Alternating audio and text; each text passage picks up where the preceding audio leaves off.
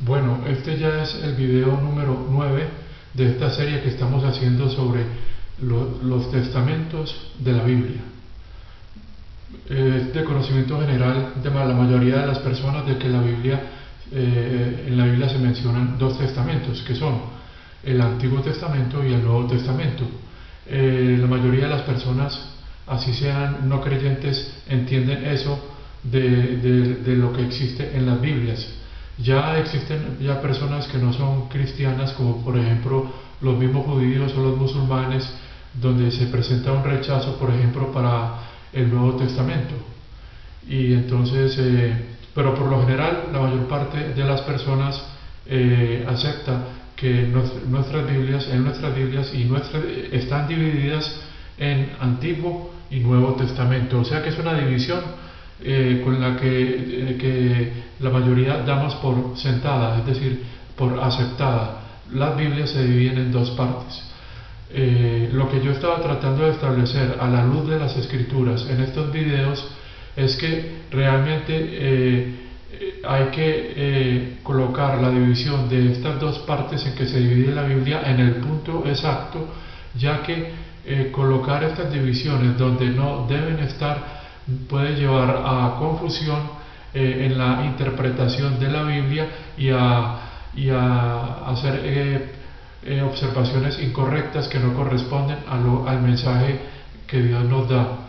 Entonces, por eso es que los que estudian la Biblia han encontrado y han tratado de, aplicando el principio de la correcta división de las Escrituras, como está en 2 Timoteo capítulo 2 versículo 15, las personas que quieren ser estudiosos de la Biblia comprenden que este mandamiento apunta a que empecemos a clasificar o a separar diferentes porciones de la Biblia y entender el mensaje de Dios en esos etapas o periodos de tiempo que narra la Biblia, y comprender cómo Dios iba dando instrucciones a lo largo de su revelación y a través de la historia, instrucciones que eran específicas para personas a quienes iba dirigido el mensaje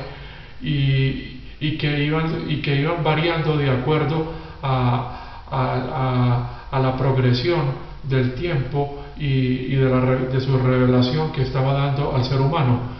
Todos entendemos cómo la revelación que Dios le dio a Adán y a Eva en el Génesis, ellos no tenían todavía la revelación que tenemos nosotros hoy. Ellos no tenían toda la revelación completa de la palabra de Dios como la tenemos hoy en día. Por eso no podríamos pensar que ellos seguirían su vida basados en el libro de los Efesios, por ejemplo, como nosotros basamos y tomamos nuestra doctrina de este texto y de los otros textos que Dios nos ha mandado para nosotros como miembros del cuerpo de Cristo, de su iglesia. De tal forma que estoy repitiendo esto de las dispensaciones porque es muy importante y para poder ir en un camino seguro en la interpretación del mensaje bíblico. Mencionando o retomando el tema de los pactos, la Biblia expresa o enseña que estos pactos los mandó Dios para el pueblo de Israel. Cuando leíamos el texto por ejemplo, es decir, no todos los pactos de la Biblia los hizo Dios con Israel, pero algunos de estos pactos los heredó Israel, como el pacto que hizo con Abraham, que es el pacto de la promesa. Lo heredó Isaac y después lo heredó Jacob, que posteriormente vino a constituir la nación de Israel. Tenemos que el pacto de Noé también lo hereda el pueblo de Israel, pero el pacto de Noé también lo heredaron las demás personas o las demás naciones. Entonces, hablando de los pactos concretamente que Dios dio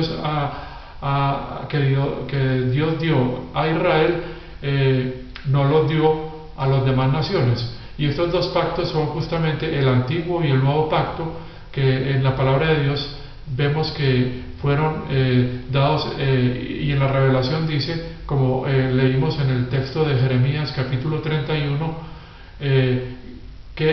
por ejemplo, leíamos que llegan días en que haré un nuevo pacto con la casa de Israel y la casa de Judá.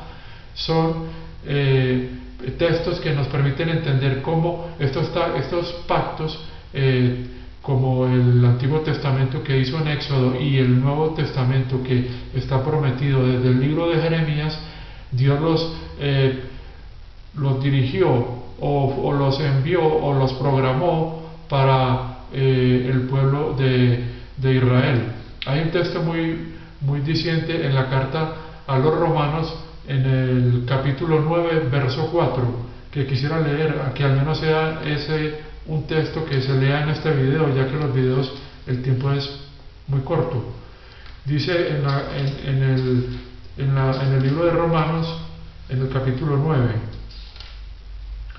dice así, en el verso 4: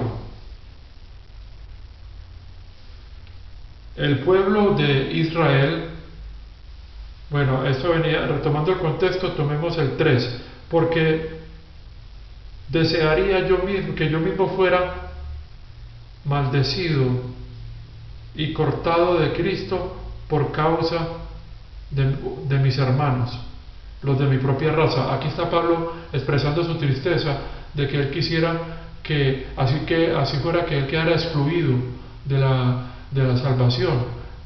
Ojalá la nación de él, por él como judío, que la nación pudiera tener fe en Jesús y ser salva, como lo planteaba el Evangelio que él estaba predicando. Dice el versículo 4, continuando, dice así: el pueblo de Israel, de ellos es la adopción como hijos, de ellos la gloria divina, los pactos, o sea, el antiguo y el nuevo, más los pactos heredados desde Abraham. Y hay otros pactos que en la revelación se van dando, como el pacto davídico, que es el pacto de la tierra, y más adelante mencionaré algo sobre eso. También son el recibimiento de la ley, la adoración del templo y las promesas. Continuando acá para que veamos todo lo que es de Israel, de ellos son los patriarcas y de ellos se origina el ancestro humano de Cristo, que es Dios sobre todo, para siempre alabado. Dice acá: oh Cristo, Dios que es sobre todo, por siempre alabado. Era una anotación que hay de este verso. Entonces vemos cómo se nos dice acá que los pactos fueron dados por Dios a Israel. Ahí no estamos nosotros, al menos la palabra no está diciendo, los pactos son del cuerpo de Cristo. Y como esta serie pretende ser una serie que se basa en lo que las Escrituras dicen sobre las verdades que Dios revela en la Biblia, yo estoy tomando los textos de la Biblia, basándome en la Escritura, tratando de no distorsionar el mensaje de la palabra de Dios. En el video anterior también mencioné un texto que está en Romanos 11:27, donde se habla de la promesa del nuevo pacto para el pueblo de Israel, de que más concretamente habla de cómo el pueblo de Israel no ha recibido el nuevo pacto, y si no lo ha recibido, entonces ¿por qué está colocado el nuevo pacto entre Malaquías y Mateo como si ya hubiese sido ratificado y puesto en vigor? Si además de la muerte del testador se requiere que el pueblo sea rociado, y para ser rociado el pueblo como nación debe aceptar a Jesucristo como su Mesías, como lo dice la palabra de Dios. Y entonces esto significa que realmente el separador que hay en nuestras Biblias del Nuevo Testamento no parece concordar mucho con lo que la misma Escritura nos enseña. Porque fíjense, aquí está el separador, y acá, cuando comienza el libro de Mateo y en el comienzo de los demás, los 4 evangelios, vemos que se refiere al nacimiento, y sabemos que este pacto no se había puesto, no se había iniciado en ese momento de nuestro Señor Jesucristo como bebé, como niño. Entonces, la sangre fue derramada al final de los 4 evangelios, pero el pueblo como nación fue rociada con la sangre. Sabemos que la misma palabra nos enseña, y yo quiero detenerme acá porque no sé cómo esté de tiempo en el video.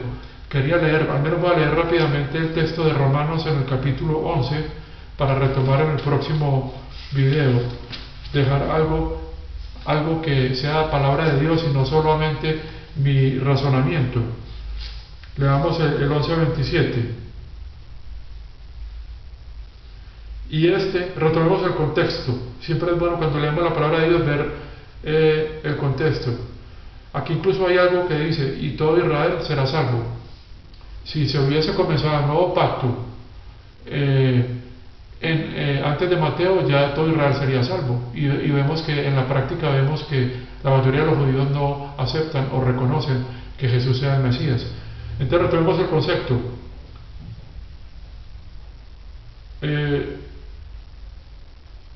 Desde el 26, y así todo Israel será salvo como está escrito. El liberador vendrá de Sion y quitará la impiedad de Jacob. Sabemos que el pacto de Jeremías en el capítulo 31 promete que no recordará más sus pecados y borrará todas sus iniquidades. Y fuera de eso pondrá la ley en sus corazones. Se habla de la nación, no de unos cuantos que hayan recibido el pacto. Bueno, yo los dejo acá para que mediten sobre esto y continúen en el siguiente video sobre este tema que traigo. Muchas gracias por su atención.